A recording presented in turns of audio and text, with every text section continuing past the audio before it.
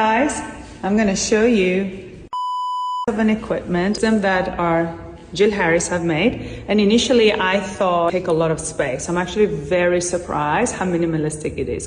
Please. Absolutely. So the FitSprings was designed to be not much bigger than the Cadillac. Only in the space of the Cadillac you get 2 people. It's modular. You add length to it, and then you can put 4 people, and you never lose the floor underneath it, so you can still do your mat classes, your yoga classes, weight training without losing any part of your business. So funny, because I just thought you could just take a strap and attach it to the ceiling, go yippee, but obviously that's not the case. So is it fair to say you can replace the Cadillac? Oh my gosh, definitely. You can do so much more dynamic, functional movement with this versus that, and not have to worry about safety or that this is going to tip over. It's meant to be dynamic. Springs are dynamic, movement is dynamic, and this is a very static piece of equipment. And the trajectory is different, right? Absolutely, we can change the trajectory. We can move from all different angles, up, down, hanging, low, and without even having to change too much of the springs. You never have to change your springs. The setup is where it is.